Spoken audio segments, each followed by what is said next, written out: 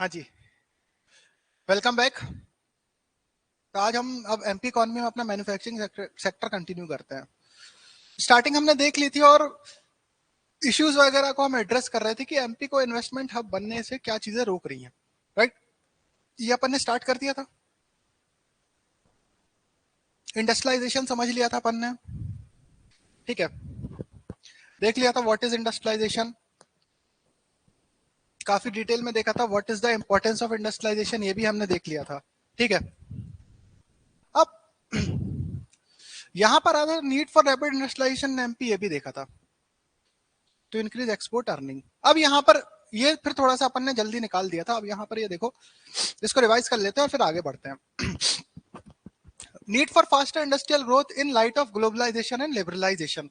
मतलब देखो क्या है कि अगर जैसे एमपी इकोनॉमी अभी आपसे पूछा कि why do we need faster industrial growth in MP in respect to globalisation और लिबरलाइजेशन।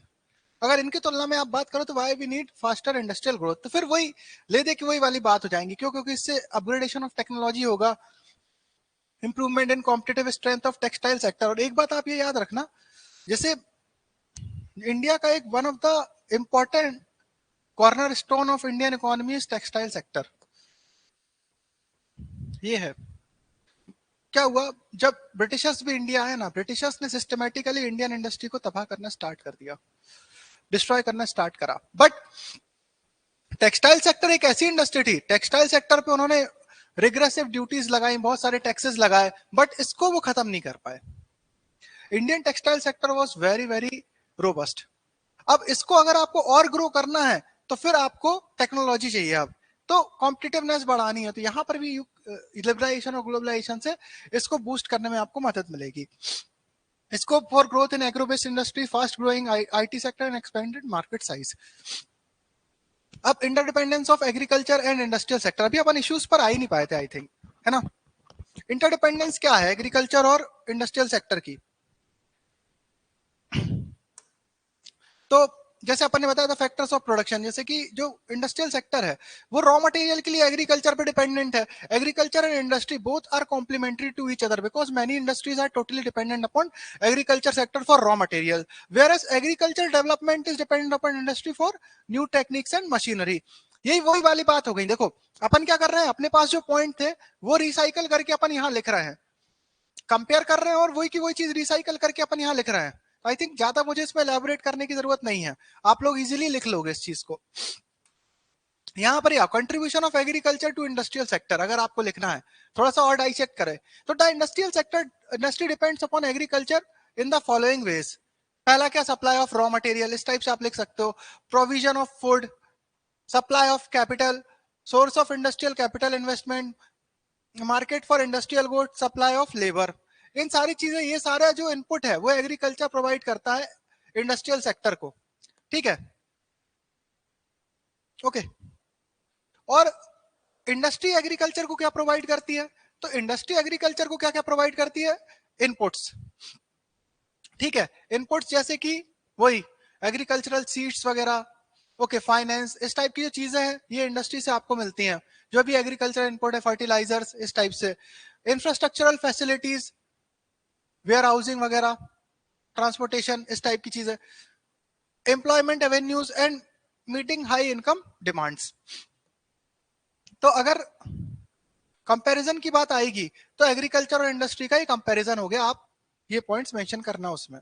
अब देखो ऐसा है कि जैसे कंपैरिजन की अगर अपन बात करते हैं इंडस्ट्रियल और एग्रीकल्चरल सेक्टर में, अभी तक आया नहीं है।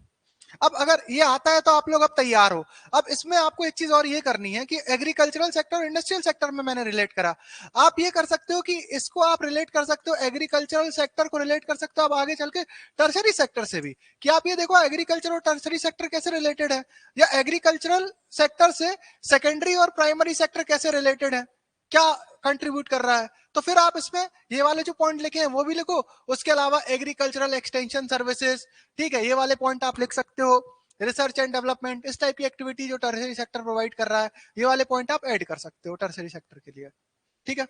तो इंटरडिपेंडेंस है आपस में। और एग्रीकल्चर क्या दे रहा है टर्शरी सेक्टर को? तो एग्रीकल्चर तो सभी कुछ दे रहा है, मतलब सारी एक्टिविटीज के लिए रॉ मटेरियल एग्रीकल्चर ही प्रोवाइड करा रहा है। अगर इंडस्ट्रियल सेक्टर पे जो इनपुट आ रहा है एग्रीकल्चर सेक्टर से, तभी तो टर्शरी सेक्टर बढ़ रहा है। एग्रीकल्चर सेक्टर जो इनपुट दे रहा है इंडस्ट्रियल सेक्टर को, तभी तो फिर उसको आगे चल के स्पिल ओवर इफेक्ट में टर्शरी सेक्टर बढ़ रहा है आगे।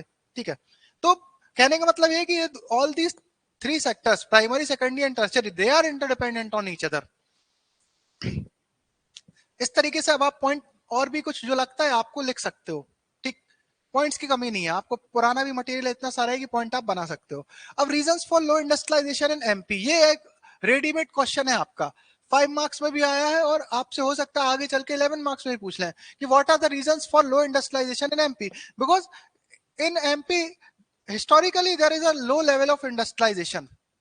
ऐसा क्या कारण रहा होगा कि एमपी में इंडस्ट्रियलाइजेशन इतना डेवलप नहीं हो पाया? क्या फैक्टर्स रहे होंगे कि एमपी में इंडस्ट्रियलाइजेशन डेवलप हो नहीं पाया?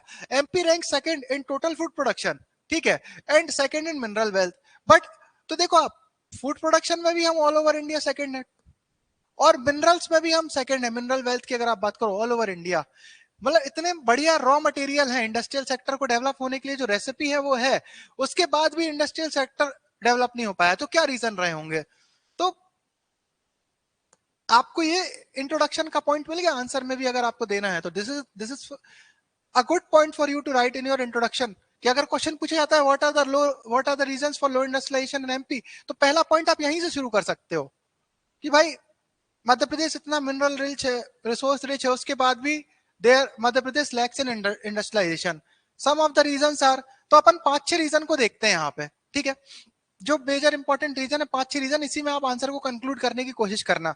और इसके अलावा फिर वो है कि आप चाहो तो फिर ढूंढ ढांड के चीजें लिख सकते हो, बट मेन जो मुझे समझ में आए वो 6 पॉइंट समझ में आए हैं जो मैंने यहाँ पे डाले हैं। ठीक, पहला पॉइंट क्या है? पहला पॉइंट ये है कि देखो 50% लैंड है वही कल्टिवेबल है, जिसपे खेती हो रही है, नेट शोन एरिया करीब 50% है which is arable, and 30% 1% of geographical area is under forest cover. तो 81% जो अपन पहले भी देख चुके हैं, लैंड किसी काम का नहीं है रहने के लिए। भाई इंडस्ट्रियलाइजेशन के लिए सबसे बेसिक रिक्वायरमेंट हम बार बार यही डिस्कस करते रहते हैं, क्या है? जमीन, लैंड। भाई जब तक ये नहीं रहेगा आप इंडस्ट्री सेटअप कहाँ करोगे? और ड्रॉबैक ये हो जाता है कि भाई इतना अच्छा आपके पास नेट शोन एरिया है, ठीक है, जहां पर आप खेती कर रहे हो, फॉरेस्ट एरिया भी अच्छा खासा है, अब आपको रहने के लिए भी जगह चाहिए, हाई पॉपुलेशन प्रेशर है। मध्य प्रदेश में फर्टिलिटी रेट ऑलरेडी हिस्टोरिकली काफी हाई रहा है, ठीक है, हम दो हमारे 8-10 ऐसी स्थिति चलती रही है पुराने टाइम से। अब जाके थोड़ा ब्रेक लगा है कि हम दो हमारे 1, 2, 2.5 ऐसा चल रहा है, ठीक है, तो अब जाके ब्रेक लगना स्टार्ट हुए, बट पहले तो लैंड पे प्रेशर बढ़ता ही आ रहा है। और अगर आप क्वांटिटी में देखोगे तो पॉपुलेशन तो बढ़ ही रही है क्वांटिटी में, तो ऑलरेडी प्रेशर है। क्या हुआ? 1 मिनट, 1 सेकंड रुकना।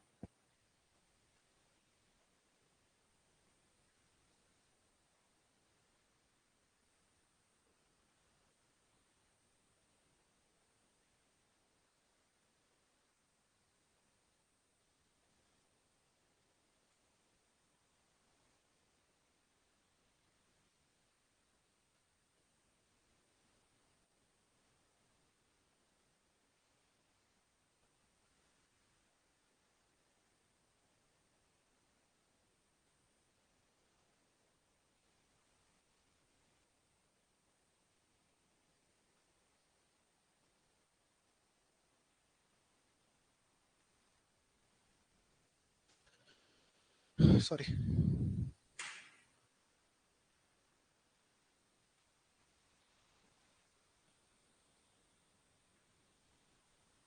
लैंड की कमी थी, वर्षा बोल रही है।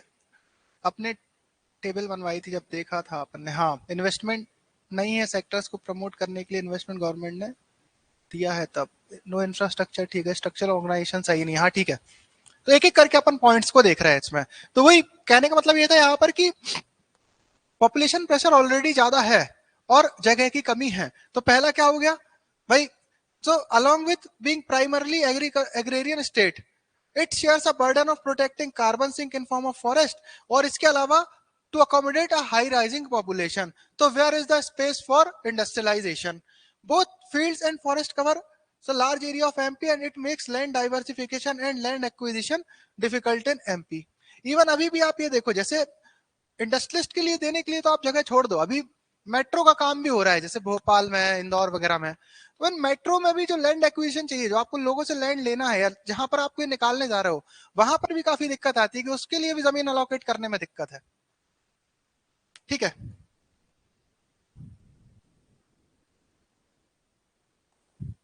सेकंड पॉइंट क्या, तो पहला हो गया लैंड, लैंड में दिक्कत है, लैंड है नहीं। दूसरा पॉइंट क्या है, इंडस्ट्रीज इन एरा बिफोर एलपीजी रिफॉर्म वर based upon locally available resources. ठीक है, बट अनफॉर्चुनेटली, 1 मिनट, हेलो, हाँ सर, अच्छा देखते हैं ना। हम्म,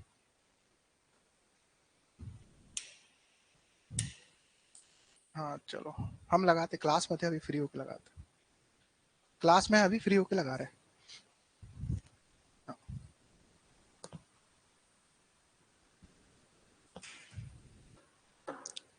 ठीक है, तो before we introduce the LPG reform, ठीक है, liberalisation, privatisation, globalisation, our industries were based upon locally available resources. जो जहां पर रिसोर्स अवेलेबल हो रहा है लोकली, मतलब डाइवर्सिफिकेशन नहीं था, unfortunately could not diversify into related industries like engineering goods and chemical goods. भाई अगर किसी एरिया में कॉटन ज्यादा हो रहा है तो कॉटन टेक्सटाइल इंडस्ट्री है, वो भी, उसमें भी एडवांसमेंट नहीं आ पाए, एडवांस मशीनरी का हम उपयोग नहीं कर पाए और डाइवर्सिफाई नहीं कर पाए अपने रिसोर्स, जो अवेलेबल रिसोर्सेज है उन्हीं से अपन ने काम चलाने की कोशिश करी। तो क्या हुआ, इंडस्ट्रीज का डाइवर्सिफिकेशन नहीं हुआ, डाइवर्सिफिकेशन नहीं हुआ, इकोनॉमी ऑफ स्केल नहीं बन पाई और इंडस्ट्रीज ग्रो नहीं कर पाई, डॉर्फ इंडस्ट्रीज, छोटी सी इंडस्ट्रीज ही रह गई। ठीक है, though a higher growth registered in 90s, but that too because of fast growing unorganized sector, so a strong structural base never existed in India। समझ आया ये वाला पॉइंट कि भाई एक तो अपनी जो इंडस्ट्रीज थी वो लोकली अवेलेबल रिसोर्सेज पे चल रही थी, तो बड़ी बड़ी इंडस्ट्रीज आ नहीं पाई, छोटी छोटी इंडस्ट्रीज में ही अपना काम चलता रहा, कोई बड़ा सोचने वाले ज्यादा लोग थे नहीं, तो टेक्नोलॉजिकल अपग्रेडेशन नहीं रहा, मॉडर्न टेक्नोलॉजी का यूज ज्यादा हुआ नहीं कि आप रिसोर्सेज को अपनी इंडस्ट्रीज को डाइवर्सिफाई कर सको। ठीक है, और दूसरा क्या हुआ, अनऑर्गेनाइज सेक्टर में हमारी फोर्स आगे, जितने भी जो राइजिंग पॉपुलेशन थी, जब जैसे जैसे पॉपुलेशन बढ़ती गई, उनको अकोमोडेट करने के लिए जो जो लेबर फोर्स थी वो अनऑर्गेनाइज सेक्टर में जाती रही, अनऑर्गेनाइज सेक्टर में जाती रही, तो छोटी मोटी इंडस्ट्री में दिहाड़ी मजदूर टाइप के लोग ज्यादा काम करने लगे, तो इसके कारण इंडस्ट्रीज में ग्रोथ तो हुई, बट मीनिंगफुल ग्रोथ आगे चल के नहीं हो पाई क्योंकि अनऑर्गेनाइज सेक्टर में है, ना उनको सोशल सिक्योरिटी मिली, ठीक है, ना उनको पेड लीव मिली, इस टाइप के बेनिफिट नहीं मिले, तो जो बेनिफिट हमको मिलने चाहिए थे वो मिल नहीं पाए, क्यों, क्योंकि स्ट्रक्चरल चेंजेस हमने नहीं किए थे यहाँ इकोनॉमी में। स्ट्रक्चरल चेंजेस की हमेशा स्ट्रक्चरल बेस जो है कि एक प्रॉपर स्ट्रक्चरल बेस मिलना चाहिए इकोनॉमी के लिए, इंडस्ट्रीज के सेटअप होने के लिए, वो मिल नहीं पाया। ओके, थर्ड रीजन देखो, MP could not attract big ticket project, जैसे कि आपका बीएचईएल आया, सिर्फ एक ही बड़ा जो इंटरनेशनल बड़े जो प्रोजेक्ट है ना वो एमपी में आए नहीं चाहता। ठीक है, जैसे कि सिर्फ एक भेल ही आया है भोपाल में, इसके अलावा ऐसा कुछ है नहीं एमपी में कोई बड़ा प्रोजेक्ट। अब इसके बाद बीना रिफाइनरी भी आई तो वो बहुत लेट आई, ऑयल रिफाइनरी, शुरुआत में तो सिर्फ एक ही आपका पास इंडस्ट्रियल क्या कहते हैं सेटअप आ पाया, जबकि एमपी का आप साइज देखो, इतने बड़े साइज होने के बावजूद we couldn't attract a big ticket project like भेल। आगे चल के एक और ट्रेजेडी हो जाती है, जो छोटी मोटी इंडस्ट्री सेटअप होना चालू भी हुई एमपी में, जैसे कि यूनियन कार्बाइड फैक्ट्री चालू हुई थी भोपाल में, तो यूनियन कार्बाइड फैक्ट्री वही भोपाल गैस ट्रेजेडी, तो उसमें कार्बाइड गैस लीक होने के कारण कितने लोगों की जान चली गई, तो फिर इससे क्या हुआ, इंडस्ट्रियलाइजेशन को एक और सेटबैक मिल गया कि भाई अब लोग और डरने लगे एमपी में आने से कि अगर इस टाइप से कोई और दुर्घटना हो जाती है तो फिर अब क्या करेंगे, तो इंडस्ट्रियलाइजेशन एक स्टेप और पीछे चला गया कि जैसे तैसे आपने स्टार्ट होना चालू करा, बीएचईएल एक ही आई, धीरे धीरे कुछ और इंडस्ट्रीज भी सेटअप होना स्टार्ट होती हैं, तो ये भोपाल गैस ट्रेजेडी के बाद बैकवर्ड डायरेक्शन में चला गया इंडस्ट्रियलाइजेशन। ठीक है, ज्यादा डेवलप हो नहीं पाया। चौथा पॉइंट आप देखो, fourth at least till a decade of 2000 to 2010 the lack of efficient road transport, electricity were big hurdles. Being one of the landlocked state puts MP at disadvantage. यही सब बातें अपन कर चुके हैं कि भाई आपको याद है जब आप लोग छोटे हो गए तो घर में लाइट नहीं रहती थी, कहीं जाना है तो रोडें नहीं है, सड़कें खराब पड़ी हैं। ये सब चीजें क्या थी? ये सब चीजें, these are the hindrance to the economic development, to the industrial development. आप ट्रांसपोर्टेशन कहीं यहाँ से वहां ले जा नहीं सकते क्योंकि रोडें नहीं है, इलेक्ट्रिसिटी है नहीं, तो इंडस्ट्रीज के लिए सबसे जरूरी चीज इलेक्ट्रिसिटी और रोड है। वो उसकी हालत खराब थी एमपी में।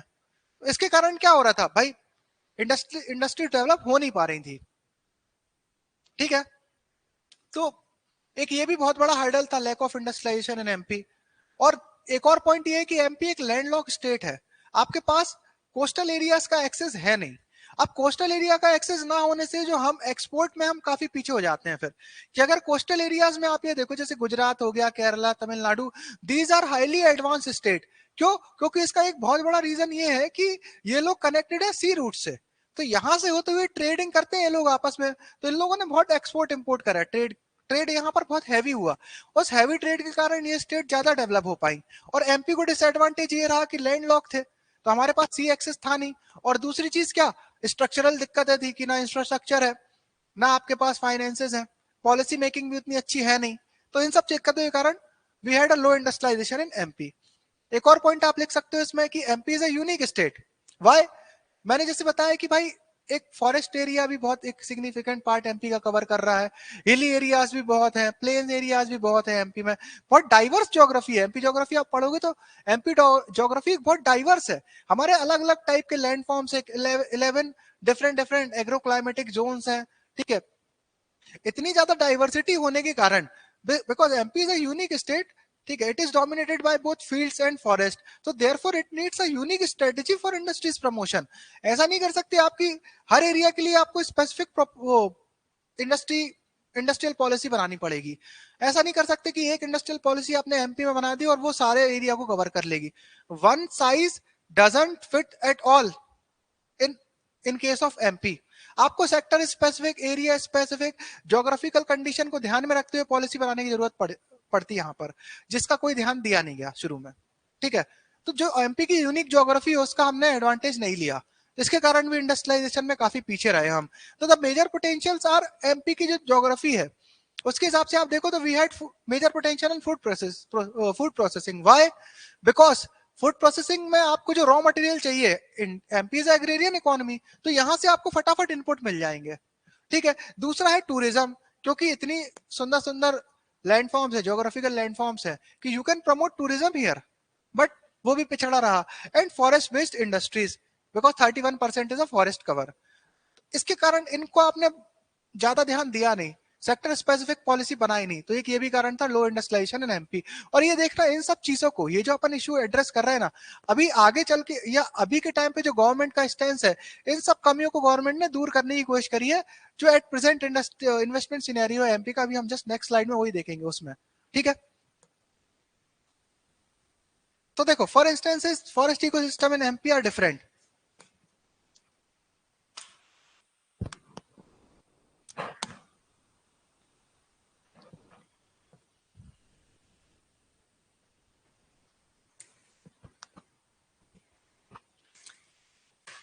For instance, forest ecosystem in MP are different from that of Himalayan in Western Ghat region. So in those regions, conservation of natural forest is an imperative. But in MP is situated in tropics, where natural forest fires are common. Forest fires are common in tropical region, क्योंकि dry season, wait season ऐसे आते हैं tropical areas में। तो dry season में forest fire बहुत आम बात है, ड्राई भी रहते हैं और मॉइस्चर फ्री भी रहते हैं और बहुत ज्यादा तपते भी हैं। तो ड्राई एंड वार्म रीजन है एमपी में, वो ज्यादा है बिकॉज ऑफ ट्रॉपिकल क्लाइमेट। तो because of complete dryness in forest region is common in autumn, except in few districts of Chinwada and Balaghat. Thus, it is more suitable state for doing scientific forestry. ठीक है, यहाँ पर तो आप चीजों को तोड़ नहीं सकते ज्यादा हिमालयन रीजन्स में। क्यों? क्योंकि अगर आप यहाँ पर पेड़ों से छेड़खानी करोगे तो वो उस पूरे एरिया की जो क्लाइमेटिक बैलेंस है उसको डिस्टर्ब कर देगा। बट एमपी में अपने पास फायदा क्या है, ट्रॉपिक्स में है अपन, अगर आप पेड़ों को कुछ खाद भी नहीं लगा रहे हो तो भी फॉरेस्ट फायर तो होनी है, आग अपने आप लगनी है, because of the highly warm and dry climate. तो आप यहाँ पर साइंटिफिक तरीके से फॉरेस्ट्री करके कुछ उन पौधों को तोड़ सकते हो, निकाल सकते हो जहां आपको लग रहा है कि आग के कारण वो तबाह तो हो ही जाएंगे। तो कुछ ऐसे मेजर्स करो कि उन जो पौधे हैं या वहां का जो रीजन है उससे कुछ आप बेनिफिट यूज कर पाओ। तो इसलिए बोला कि एमपी एक यूनिक स्टेट है, here you have to focus, you have to have a proper plan to reap the benefits of industrialisation. आप एमपी की ज्योग्राफी को, एमपी की जो ज्योग्राफिकल कंडीशंस है उसको अगर स्ट्रेटेजिकली अगर हम एक्सप्लॉइट करना चाहें तो सस्टेनेबली काफी अच्छे तरीके से कर सकते हैं। तो इसके लिए you need a better policy. A well strategic plan will help not only in creating carbon sink but also in promoting furniture based industry, traditional knowledge medicine, tribal handicraft industry, ये सब जो फॉरेस्ट्री बेस्ड इंडस्ट्री है। क्योंकि जो आपका जैसे सागौनी है, teak नहीं, सागौना को इंग्लिश में क्या टीक ही बोलते ना, टीक बोलते हैं शायद सागौना को। उस फर्नीचर में कितनी हाई डिमांड है उसकी, आप इस तरीके से इनका यूज कर सकते हो। ठीक है, जो हमारा ट्रेडिशनल नॉलेज है, आयुर्वेदिक मेडिसिन जो एमपी में इतनी सारा अलग अलग जगह पे मिल जाएंगी आपको फॉरेस्ट में, ट्रेडिशनल हर्ब्स शर्ब्स, उनको आप यूज कर सकते हो। हैंडीक्राफ्ट, ट्राइबल हैंडीक्राफ्ट इंडस्ट्रीज को प्रमोट कर सकते हो। तो here you have a lot of scope. And final reason is the mindset, very very important, this reason is very very important for you guys. ठीक है, इसको आप लोग ना अपनी व्यथा से भी देख सकते हो इस रीजन को। I think it is very important. एक ये बहुत इंपॉर्टेंट डायमेंशन है which has you know taken MP aback, जो एमपी को आगे बढ़ने से रोकता है। उसका एक मेजर रीजन यही है कि इंडस्ट्रियलाइजेशन भी हो नहीं पा रहा है, चीजें अच्छे से डेवलप प्रॉपर क्यों नहीं हो पाई, because this is one of the main reason why. Mindset, it is still in feudal in nature. Mindset ये याद रखना आप लोग, ये बहुत इंपॉर्टेंट है और ये लिखना आप लोग। One of the most important reason for our backwardness, our mindset. अरे आप स्कूल जा रहे हो, पढ़ रहे हो, पढ़ क्यों रहे हो, अच्छी नौकरी चाहिए सिर्फ सबको। मतलब आप स्कूल जाना स्टार्ट भी कर देते हो तो क्यों, एक सरकारी नौकरी लग जाए, सरकारी नौकरी लग जाए, अच्छी नौकरी लग जाए। ठीक है, बस इससे आगे कुछ नहीं सोचना। हो गई, आप 12th पास हो गए, ग्रेजुएशन भी कर रहे हो, इंजीनियरिंग कर रहे हो, कुछ भी कर रहे हो, क्यों कर रहे हो, बस नौकरी चाहिए। एक नौकरी पेशा आदमी को, मतलब जो नौकरी कर रहा है उसको, मतलब सोसाइटी में ये स्टेटस देके चलते हो आप लोग। गवर्नमेंट नौकरी तो फिर बात ही अलग हो जाती है, भले ही वो साला 5,000 रुपए की नौकरी हो, 15,000 रुपए की नौकरी हो, बट उसके साथ जो सोशल प्रेस्टीज है वो इस टाइप की है। क्योंकि ये फ्यूडल माइंडसेट है। कॉलोनियल टाइम्स में ये होता था कि जो गवर्नमेंट सर्वेंट रहते थे वो बॉस होते थे, वो उनके पास एक्चुअली में इतनी ज्यादा पावर होती थी, वो अपनी मनमानी करते थे। बट आज के टाइम पे आप देखो, इवन मतलब जो गवर्नमेंट ऑफिसर से टॉप रैंक, जैसे आप लोग भी एमपीएससी सिलेक्ट हो गए, बट ऐसा नहीं होगा कि आपके पास आर्बिटरीली पावर आ जाएगी, आप आर्बिटरी अपनी पावर का यूज कर पाओ या आप अपना मनमानी कर पाओ, ऐसा नहीं होगा। अगर आप टॉप रैंक से भी एमपीएससी सिलेक्ट हो रहे हो, एसडीएम बन रहे हो, ठीक है, आगे चल के कलेक्टर हो जा रहे हो, सेक्रेटरी बन जा रहे हो, but you can not use your power आर्बिटरीली।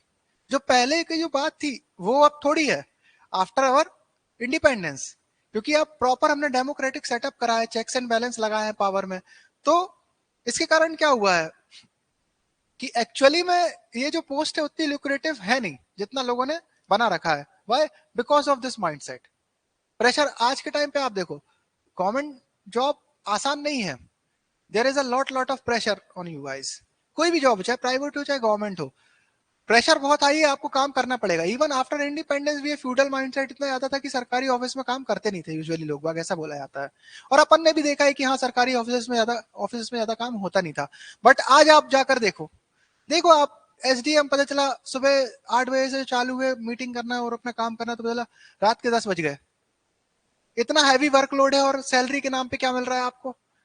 मतलब इतने ज्यादा आप से काम कर रहे हो आप लोग, you are doing a lot of work, और आप सैलरी देखो उसके, जो आप जितनी मेहनत कर रहे हो उसको, उसके सामने सैलरी की आप स्थिति देखो, नहीं है उतनी ज्यादा। तो कहने का मतलब ये है कि ये जो आपका माइंडसेट है यही अपने को, कोई सोच ही नहीं रहा है कि आगे चल के बिजनेस करो और अपॉर्चुनिटीज दो लोगों को, अपन रोजगार दो। इस टाइप से ज्यादा लोग सोचते ही नहीं है। ले दे के एक ही बात होती है, सरकारी नौकरी मिल जाए। तो कहां से इंडस्ट्रियलाइजेशन होगा, कहां से इंडस्ट्री डेवलप होंगी, अगर आप माइंडसेट ही नहीं है इंडस्ट्रीज के लिए, इंडस्ट्रियल माइंडसेट ही नहीं है लोगों में। आप गुजरात में देखो, बोलते ना गुजराती साइड में गुजरातियों के खून में बिजनेस है, तो वहां पर आप इंडस्ट्रियल डेवलपमेंट देखो, और यहाँ पर देखो, माइंडसेट का बहुत बड़ा खेल है बच्चों। आजकल गवर्नमेंट का, इसलिए आप पुश देखना, गवर्नमेंट इज पुशिंग फॉर आत्मनिर्भर भारत, क्यों? ताकि इस लोगों के माइंडसेट को चेंज किया जा सके कि भैया सरकारी नौकरी हर चीज नहीं होती है, प्राइवेट नौकरी हर चीज नहीं होती है। आप इस काबिल बनो कि आप नौकरी दे पाओ लोगों को, दोनों चीजें जरूरी हैं।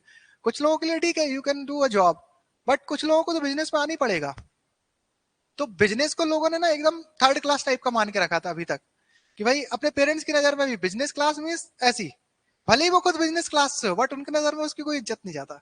बट एक salaried person highly prestigious post. तो एक ये माइंडसेट को तोड़ने की जरूरत है। तो ये लिखना आप कि भाई feudal mindset mean that land is a very feudal that land is a very important subject for families. Undue focus on farming and public sector job. तो एक तो हो गया क्या, पब्लिक सेक्टर जॉब के लिए मिडिल क्लास तो इसमें पागल है। और जो विलेजर्स है, जो आपका गांव में खेती बाड़ी कर रहे हैं, जिनके पास जमीन है, तो फिर उनको आगे जाके मतलब रहता नहीं है किसी और चीज से, कि अपनी जमीन संभालो, खेती करो और बढ़िया मजे में घूमो। तो पूरा फोकस क्या आ गया, खेती है जिसके पास वो खेती करेगा। और जो मिडिल क्लास आ रही है उसका फोकस किस में है, सिर्फ या तो डॉक्टर इंजीनियर बना दो, या आप डॉक्टर इंजीनियर तो ठीक है, उसके बाद तैयारी करा दो इसकी एमपीपीएससी की। ले दे कि यही चल रहा है, ठीक है। तो इसलिए मैंने आपसे पहले भी बोला था कि हर चीज में एक लिमिट होनी चाहिए। ऐसा नहीं होना चाहिए कि आप पागलों की तरह बस दौड़े जा रहे हो। सोच समझ के काम होने चाहिए। कॉस्ट बेनिफिट देखो, आप ये देखो किस चीज में कंफर्टेबल हो, फिर आगे बढ़ो, ठीक है। तो इसके कारण क्या हुआ, लैक ऑफ इंटरप्रेन्योरल एप्टीट्यूड या lack of entrepreneurial attitude along with risk averse psychology deters youth from taking initiative in new venture. और रिस्क अवर साइकोलॉजी भी यही है भाई। रिस्क अवर साइकोलॉजी मतलब अगर बिजनेस मैंने स्टार्ट किया और फेल हो गया तो क्या करेंगे। अरे भाई आप तैयारी करना स्टार्ट कर रहे हो, जरूरी है क्या कि आप सभी एग्जाम निकाल लोगे। उसमें आप नहीं सोचते हो कि यार यहाँ इतना ज्यादा टाइम इन्वेस्ट कर रहा हूँ अपना, मैं अपना लेबर इन्वेस्ट कर रहा हूँ, सर 3 4 4 साल मैंने यहाँ पर दिए और नहीं निकला तो फिर क्या। तो नहीं, वो चीज लोगों को मंजूर हो जाती है, बट एक बिजनेस में रिस्क लेके काम चालू करना मंजूर नहीं है। तो ये रिस्क अवर साइकोलॉजी है। और मेन बात यहाँ पर सिर्फ प्रेस्टीज वाली आती है कि आप जो हमारी सोसाइटी है उसने किस चीज को कितना इंपॉर्टेंस दे रखी है। आगे चल के आप देखना, अगर कुछ ऐसा काम हो गया कि ये वाली जो प्रेस्टिजियस जॉब्स हैं, सोसाइटी में ऐसा ट्रेंड बन गया कि अब ये जो फॉर एग्जाम्पल एमपीपीएससी से जॉब मिल रही है आपको, यूपीएससी से जॉब मिल रही है, वो प्रेस्टिजियस नहीं बची। अगर आगे चल के वो नहीं बची तो फिर देखना चार्म यही आ जाएगा, वापस यहाँ आने लगेगा। सर ये सोसाइटी का एक माइंडसेट बहुत बड़ा रोल प्ले करता है आपके चॉइसेस में, जो आप चॉइस लेने वाले हो आगे चल के। तो अगर आपको इंडस्ट्रियलाइजेशन प्रमोट करना है तो आपको बिहेवियरियल चेंजेस तो करने पड़ेंगे लोगों में। बिहेवियरियल चेंजेस, ह्यूमन साइकोलॉजी का यूज करना ही पड़ेगा, ताकि लोगों का माइंडसेट चेंज हो, झुकाव आए बिजनेस की तरफ। और अब धीरे धीरे हो भी रहा है ये गवर्नमेंट के पुश के कारण। ओके, तो कंक्लूड क्या करोगे आप इस आंसर को कि भाई चलो ठीक है, ये सब तो अपन ने बातें लिख दी, बट कंक्लूजन मैंने क्या बोला, हमेशा पॉजिटिव नोट पे ही करना है आपको। अगर आप नेगेटिव टाइप का, पेसिमिस्ट टाइप का कंक्लूजन अगर दे रहे हो तो ये अच्छा इंप्रेशन नहीं डालता एग्जामिनर पे, आपके नंबर और काट लेगा वो।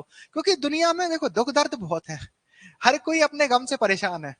तो एक पेसिमिस्ट को लोग पसंद नहीं करते, इसीलिए कि भाई जो आके हर जगह रोता गाता रहे। तो अगर आपने अपनी कॉपी में भी ऐसा रोना गाना स्टार्ट करा ना, तो एक बहुत खराब इंप्रेशन पड़ेगा। ठीक है भाई, आप जिस जॉब की तैयारी कर रहे हो ये पोस्ट भी ऐसी है कि बहुत चैलेंजिंग पोस्ट है, सबको पता है ढेर सारे चैलेंजेस आने वाले हैं। तो उनको यहाँ लोग भी ऐसे चाहिए जो चैलेंजेस के बाद भी ऑप्टिमिस्ट रहे, वही उन चैलेंजेस में भी अपॉर्चुनिटी को ढूंढ के वो आगे बढ़ सके। रिक्वायरमेंट बेसिकली यही है इस पोस्ट की। बोलते ना आपदा में, क्या बोलते हैं, क्या बोला था, आपदा में अवसर।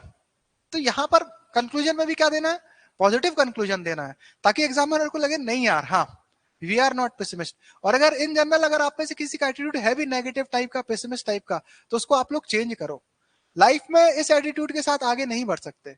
एटीट्यूड ज्यादा अति ऑप्टिमिस्टिक भी नहीं होना चाहिए, बट रियलिस्टिक होना चाहिए कि हाँ जो दिक्कत आ रही दिक्कत है, उसमें अपन सॉल्यूशन क्या है। तो कंक्लूजन भी आप जिस आंसर का दोगे, तो कंक्लूजन हमेशा फॉरवर्ड लुकिंग होना चाहिए। मैं बार बार बोलते आ रहा हूँ कि हाँ दिक्कत है या जो भी चीज है, बट आगे क्या, आगे क्या। तो आगे क्या में आप इस तरीके से लिख सकते हो, nevertheless with changing times things are moving fast, MP has become a success story in road development. है, रोड ऑब्वियसली वॉशिंगटन जैसी तो नहीं हुई है, बट थोड़ा अच्छी हो गई है।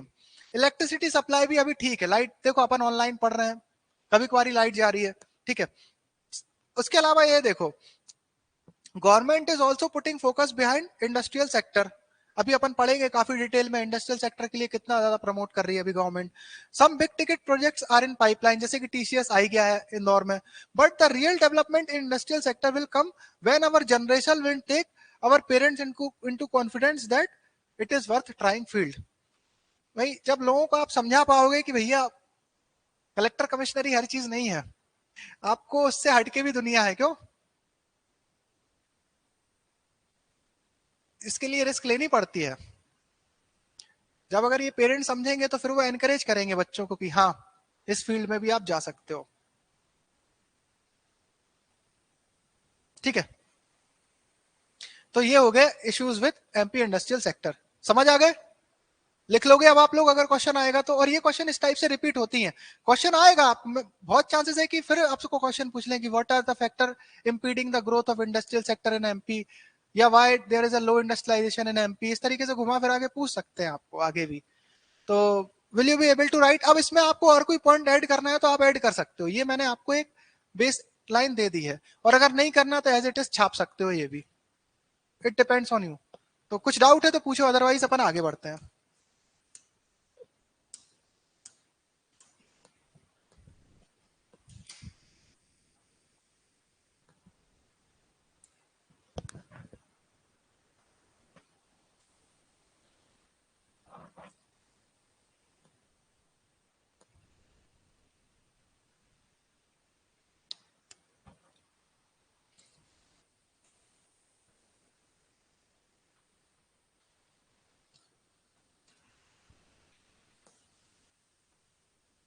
ठीक है, तो अभी तक तो अपन देख रहे थे कि दिक्कतें क्या हो रही है, ठीक, दिक्कत ही दिक्कत पड़ रहे थे।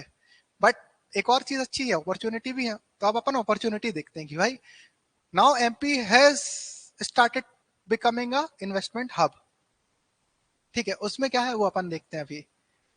तो एक, जैसे कि एक वो थी, क्या बोलते हैं, शायरी टाइप की आप बोल दो, या एक वो था, एक शेर था कि तेरे बज्म से बाहर भी एक दुनिया है मेरे दोस्त, बड़ा जुल्म है ये बेखबरी भी। तो इग्नोरेंस के कारण बहुत सारी अपॉर्चुनिटी छूट जाती है। इंडस्ट्रियलाइजेशन की अपॉर्चुनिटी एमपी में छूटी क्यों? इग्नोरेंस। भाई बड़ा जुर्म है ये बेखबरी भी, और उस जुर्म की सजा मिल रही है हमको, because industrialisation is not developed. ठीक है, बड़ा अच्छा लगता है ये शेर मेरे को। प्रैक्टिकलिटी में भी आप देखो तो yes it applies in a lot of situations. चलो, तो अब देखो एक अच्छा टॉपिक आपके लिए।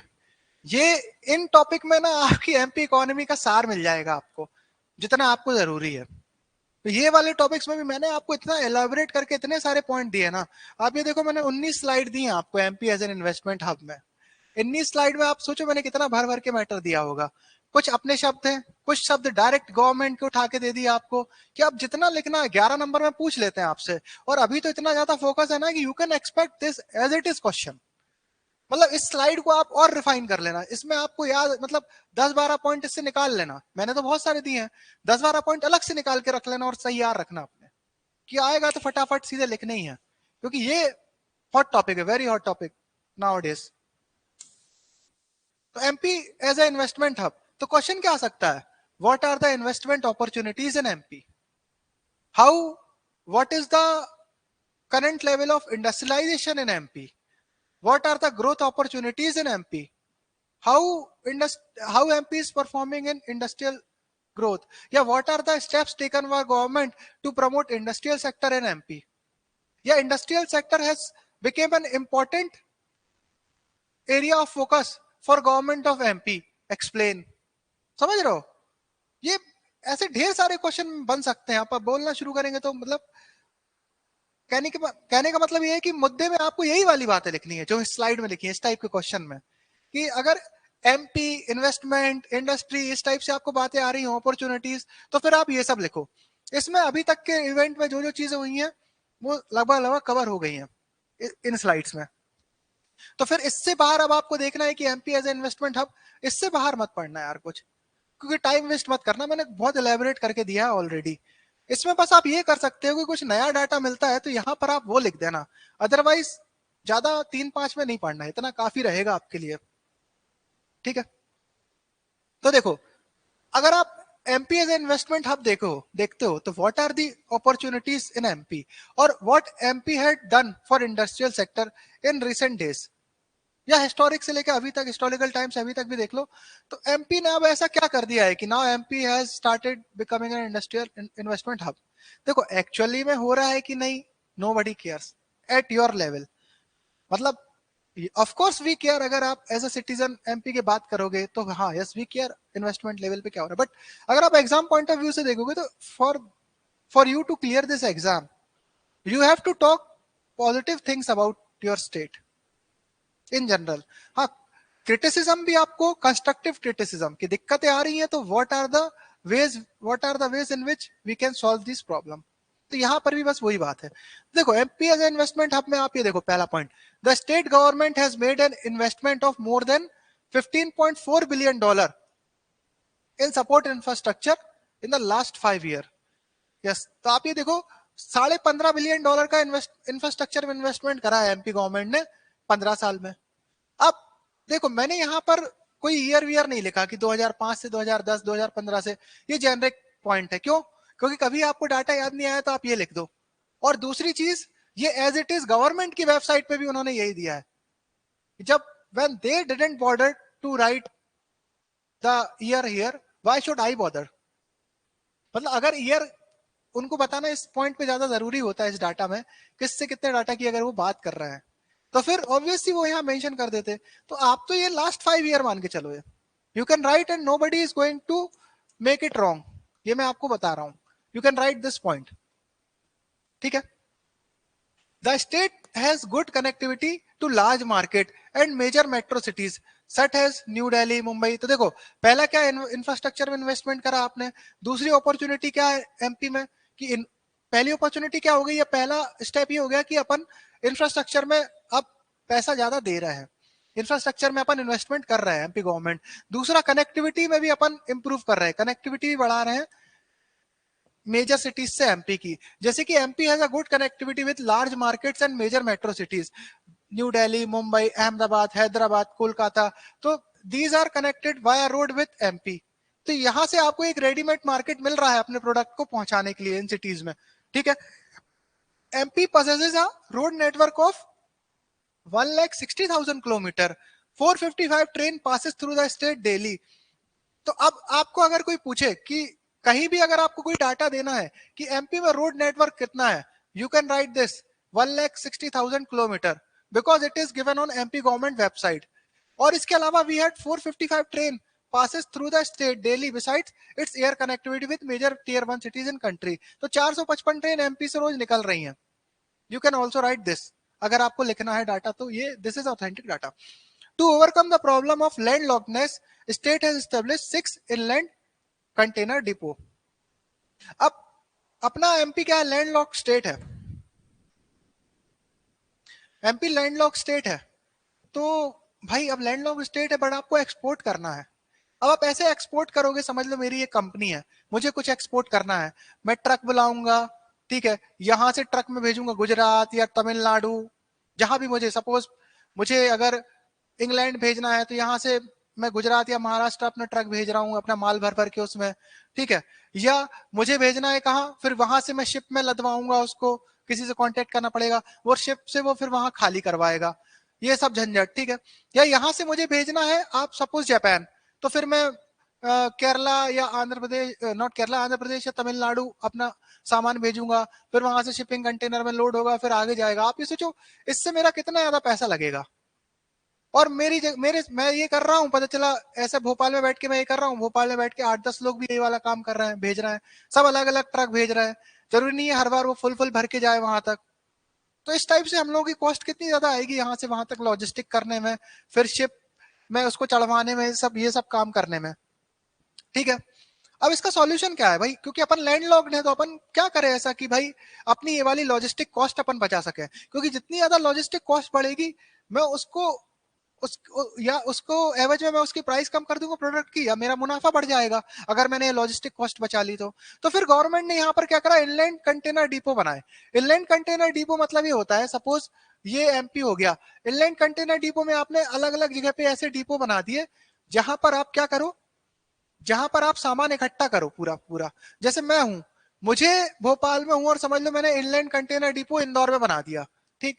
अब अगर मैंने इंदौर में बना दिया ये डिपो, तो अब क्या होगा, भोपाल भोपाल आसपास के जितने भी लोग हैं, मुझे इंदौर सामान भेजना सस्ता पड़ेगा, तो यहाँ पर क्या है, बहुत बड़े बड़े कंटेनर रहेंगे, ठीक। और ये समझ लो, एक सपोज ये shipping company, Indian shipping company, Indian government shipping agency है, उसने डिपो बनाया कि उसने कहा कि ये रिस्पॉन्सिबिलिटी हमारी है कि आप बस यहाँ तक सामान पहुंचा दो, यहाँ पर जो भी सामान आएगा, बट इसको जैसे इंदौर आया तो मुझे समझ सपोज इसको मुझे इंग्लैंड पहुंचाना है, तो अब यहाँ से वो, अब ये रिस्पॉन्सिबिलिटी उनकी रहेगी कि वो महाराष्ट्र मुंबई जहां से भी इसको वो अपने डेस्टिनेशन तक पहुंचा दें, ठीक है। ऐसी यहाँ यहाँ पे कोई क्लस्टर बन गया तो यहाँ पर आपने अपना सामान पहुंचा दिया सिर्फ इस डिपो तक, अब यहाँ से आगे की जिम्मेदारी शिपिंग कंपनी की हो जाएगी, ठीक। तो अब जैसे मेरे जैसे कितने सारे लोग हैं भोपाल के आसपास के जिनको एक्सपोर्ट करना है, तो कितनी लॉजिस्टिक कॉस्ट बच गई, कितनी झंझट बच गई कि डायरेक्ट आपने यहाँ तक पहुंचाया, अब यहाँ से आगे का काम ये लोग देख लेंगे, तो एक प्रॉपर व्यवस्थित नेटवर्क बन गया ये पूरा यहाँ पर। अब ये कंटेनर जो रहेंगे, कंटेनर आपने देखा ना, जो शिपिंग आइटम रहता है पोर्ट शिप्स में, वो इतने बड़े बड़े इस टाइप के कंटेनर आपने देखे होंगे, इस टाइप के कंटेनर, ठीक है, इस टाइप के कंटेनर्स में लोड होके जाता है, तो वो कंटेनर्स में यही लोड हो गया। अब ये कंटेनर वाया रोड इकट्ठे जब हो जाएंगे पूरे, तो इकट्ठे चले जाएंगे, तो सबको फायदा है इसमें। तो एमपी ने अपनी जो समस्या थी लैंड लॉकेडनेस की, इसको खत्म करने के लिए अपन ने ये इनलैंड पोर्ट बनाए, ठीक है, इनलैंड कंटेनर डिपो। और इनलैंड कंटेनर डिपो को ही आप क्या बोलते हो, इसी को एक और नाम है, जो ड्राई पोर्ट होते हैं ना, ड्राई पोर्ट, इन्हीं का नाम होता है ड्राई पोर्ट्स। ड्राई पोर्ट्स मतलब कि सूखे पोर्ट, कोई समुद्र समुद्र किनारे नहीं है, ये एक टाइप से आपका कलेक्शन सेंटर बोल सकते हो आप, इस टाइप से इनको कलेक्शन सेंटर है।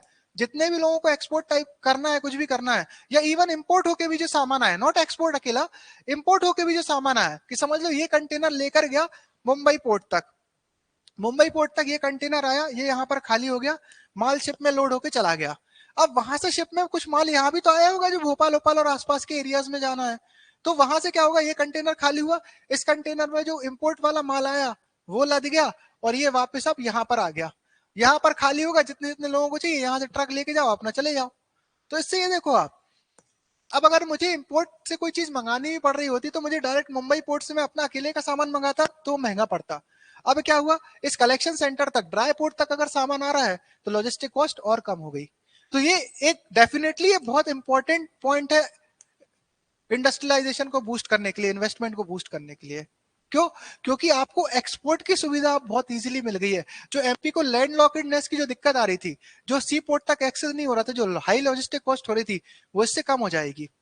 तो एक बहुत अच्छा पॉइंट है, एक ये बहुत अच्छा मूव रहे कि अब आप आगे इजीली इन्वेस्टमेंट करो, आप कहीं पे भी, आप भोपाल के आसपास लगा लो कोई भी इंडस्ट्री और भेजो आप फटाफट, आपका ऑलरेडी लॉजिस्टिक कॉस्ट कम हो गई। और मैंने आपको बताया शायद पहले भी, आजकल का जो बिजनेस सिनेरियो है उसमें लोग बाग इतना ज्यादा कंपटीशन है कि पता चला लोग बाग सिर्फ लॉजिस्टिक कॉस्ट पे ही अपना गेम खेल लेते हैं, कि जितनी कम लॉजिस्टिक कॉस्ट हो, जितना वो लॉजिस्टिक कॉस्ट पे बचा लेते हैं, उतना ही उनका मुनाफा हो जाता है सिर्फ, ऐसा गेम भी हो जाता है, और इसी में लोग कमा लेते हैं। तो definitely a very good move to cut cut to lower the logistic cost, ठीक है। तो ड्राई पोर्ट समझ में आ गया, इनलैंड पोर्ट भी बोलते हैं इसको, dry, not inland, dry port, inland port अलग होता है, ये ड्राई पोर्ट है, ठीक है। तो 6 inland container depot called dry ports.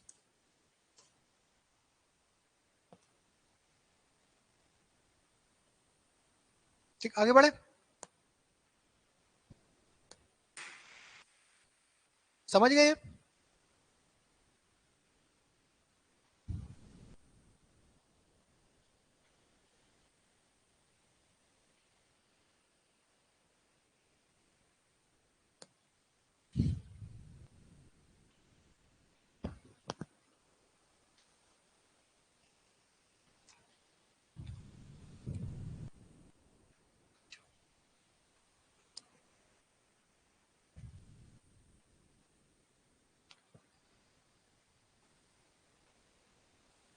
ठीक है, चलो।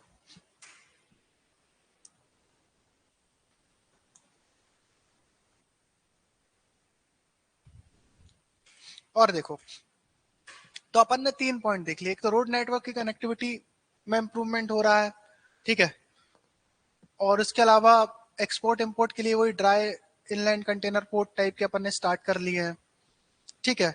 इन्वेस्टमेंट इसी टाइप में ही तो इन्वेस्टमेंट हो रहा है, $15.4 बिलियन का जो इंफ्रास्ट्रक्चर इन्वेस्टमेंट करा, इसी इन टाइप की चीजों को ही डेवलप करने के लिए अपन ने इन्वेस्टमेंट करा। ठीक है, उसके अलावा आप ये देखो, state falls under influence area of Delhi Mumbai industrial corridor. ठीक, एक इंडस्ट्रियल कॉरिडोर है दिल्ली मुंबई, उसके उसके बीच में अपनी एमपी पड़ रही है, तो वो इंडस्ट्रियल कॉरिडोर एमपी से निकला है, तो इसका अपन फायदा उठा सकते हैं। And has developed industrial and investment regions like, तो अब एमपी ने क्या करा, इसका इंडस्ट्रियल कॉरिडोर जो आ रहा है दिल्ली मुंबई इंडस्ट्रियल कॉरिडोर, ठीक है, इस कॉरिडोर के बीच में अपन ने अपनी इंडस्ट्रियल एरिया डेवलप कर दिया, ताकि अपने को अलग से फिर रोड का इंफ्रास्ट्रक्चर अलग से कुछ तैयार करना ना पड़े, इसी एरिया इसी रूट पे अपना भी हो जाए। तो जैसे एमपी के मेजर इंडस्ट्रियल इन्वेस्टमेंट रीजन्स हैं, जैसे कि पीथमपुर इंदौर वाला रीजन, पीथमपुर धार मऊ, ये इंदौर के पास में जो पीथमपुर रीजन है, ये बहुत ऑटोमोबाइल इंडस्ट्रीज के लिए, अपनी एक्सपोर्ट इंडस्ट्रीज के लिए बहुत हॉट एरिया है पीथमपुर इंदौर मऊ रीजन। उसके अलावा रतलाम नागदा इंडस्ट्रियल कॉरिडोर, ठीक है, Shajapur Dewas and Neemuch Nagaon Naya Gaon industrial corridor. तो ये जो इंडस्ट्रियल कॉरिडोर है, these are developed on Delhi Mumbai industrial corridor. उसके अलावा state host one of the 12 Japanese industrial townships to be established in India. Bharat Japanese industrial township, 12 Japanese industrial township establish होनी है India में, उसमें से एक एमपी के भी मिल गई, तो वही जापानीज इंडस्ट्रियल टाउनशिप रहेगी, तो वही जापानीज टेक्नोलॉजी से वो लोग प्लान्ड इन्वेस्टमेंट कराएंगे वहां पर, तो ऑब्वियस सी बात है अच्छी अच्छी चीजें होंगी उससे। As envision under the India Japan investment promotion partnership, ठीक है, तो ये कहां पर है, जापानीज इंडस्ट्रियल टाउनशिप पीथमपुर में आ रही है, पीथमपुर इंदौर में।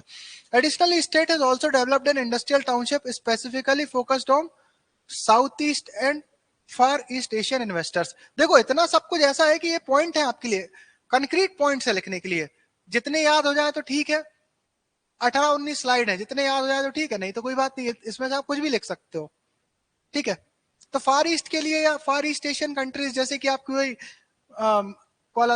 बैंकॉक हो गया आपका, थाईलैंड मलेशिया, इस टाइप की जो कंट्रीज हैं, इनके लिए भी आपने एक अलग से एक टाउनशिप इंडस्ट्रियल टाउनशिप डेवलप करी है, जो कि इन रीजन्स में जो आपको एक्सपोर्ट करना है उस पर फोकस करेंगी।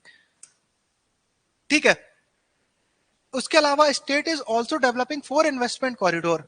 कौन कौन से 4 इन्वेस्टमेंट कॉरिडोर स्टेट डेवलप कर रहा है अब, वो है भोपाल इंदौर इंडस्ट्रियल कॉरिडोर, ठीक है, ताकि यहाँ पर लोगों को इन्वेस्टमेंट को बढ़ावा, इंडस्ट्रीज को इस एरिया में बढ़ावा दिया जा सके। भोपाल बीना, ठीक है, इंडस्ट्रियल कॉरिडोर। जबलपुर कटनी सतना सिंगरौली, ये इनको कनेक्ट कर रहे हैं आप, इंडस्ट्रियल कॉरिडोर बना रहे हैं यहाँ पर। उसके अलावा मुरैना ग्वालियर शिवपुरी गुना कॉरिडोर, ठीक है, तो promote industrial development and employment opportunity. तो ये इंडस्ट्रियल डेवलप, जब ये अगर इंडस्ट्रियल कॉरिडोर डेवलप हो जाएंगे ना ये, तो आप देखना इसका स्पिल ओवर इफेक्ट बहुत अच्छा आएगा, यहाँ पर एम्प्लॉयमेंट भी बढ़ेगी और लोगों को जॉब अपॉर्चुनिटीज भी मिलेंगी, क्योंकि इस एरिया के अराउंड इंडस्ट्रीज डेवलप होंगी, अब इंडस्ट्रीज सेटअप होंगी। Madhya Pradesh is the leading producer of minerals in India, ठीक है, with major production in manganese copper.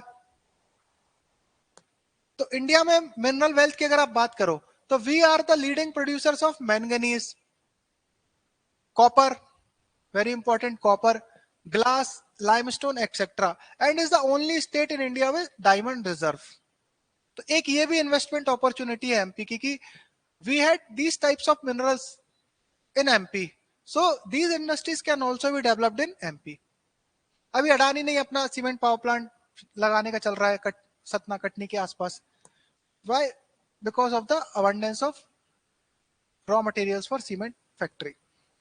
उसके अलावा डायमंड रिजर्व में तो एकमात्र है इंडिया की स्टेट जहां पर Panna Panna diamond mines, okay, it has over 8% of the total coal reserve of India. MP has 8% of total coal reserves of India and 1434 billion cubic meters of cold bed methane। ये वही आपका इस type से ना trivial GK मैंने आपको जो objective question है उसको कवर करने के लिए डाला है, याद रहे तो ठीक है, अदरवाइज कुछ है नहीं। 8% के आसपास आपका जो टोटल कोल रिजर्व है वो एमपी में 8% है इंडिया का। और जो कोल बेड मीथेन है, जो कोल के साथ एक और गैस है मीथेन गैस, नेचुरल गैस, वो भी इंडिया में कितनी है, करीब करीब 1400 billion cubic metre. State government is promoting sustainable utilization of resources to promote industrial development। Now Madhya Pradesh has all of the 11 agroclimatic zones, ठीक है, the state ranks among the toppers in producing soybean pulses, garlic grade, ये भी वो grams garlic देख चुके हैं, and second largest producer of wheat, maize and green peas. ठीक है, तो here we have a potential. Madhya Pradesh is also one of the leading states in growing banana. तो आप ये देखो हॉर्टिकल्चर में भी we are the leading producer. ये सब अपन पहले पढ़ चुके हैं, वही वही बातें रिपीट हो रही हैं, बस आपको यहाँ सिस्टमेटिकली अपन ने लिखी हैं कि it is the leading state in growing banana, oranges, guava, mango and lemon fruits. The state contributes to over 40% share in India total organic farming. ठीक है, ये आप लिख सकते हो। तो horticulture productivity per hectare is higher in MP than India's national average. तो एक ही अच्छा पॉइंट है यहाँ पर अपने पास, ठीक है, पॉजिटिव पॉइंट लिखने के लिए।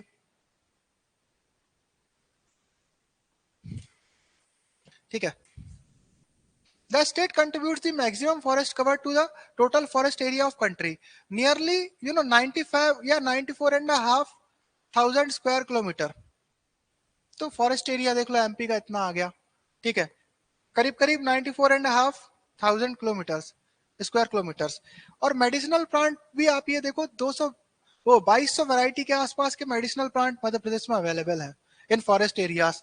तो वही, इनको अगर आप प्रॉपर पॉलिसी के साथ यूज करोगे इस अपॉर्चुनिटी का, इन मेडिसिनल प्लांट का, तो you can generate a lot of income from this field, from this forest ecology alone.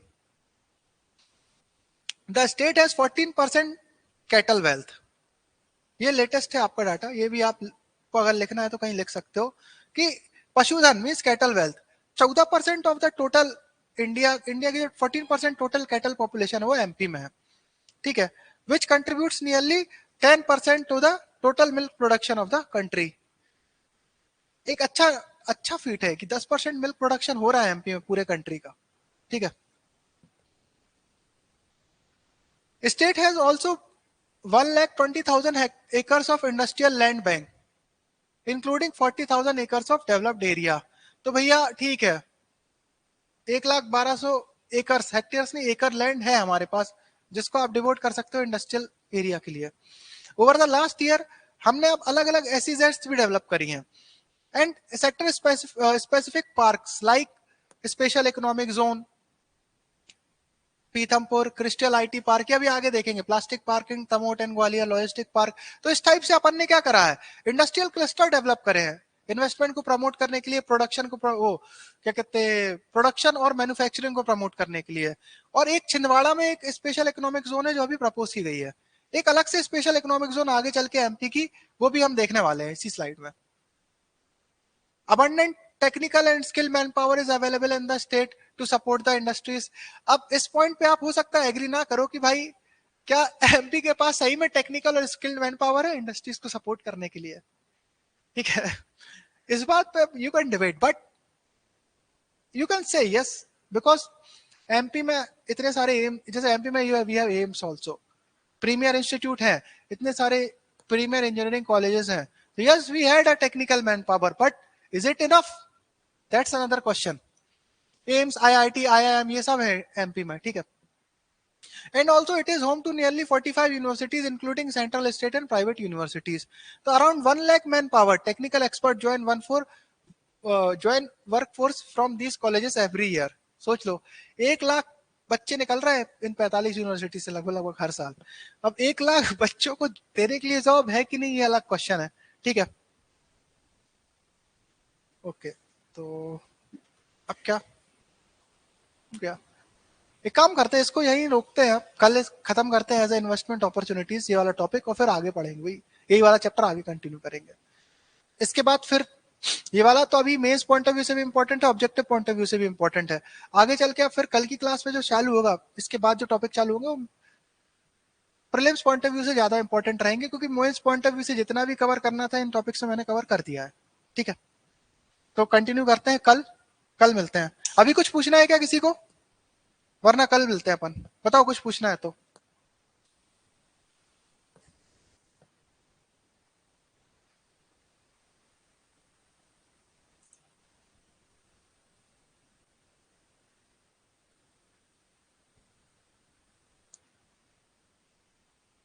खत्म करें क्लास।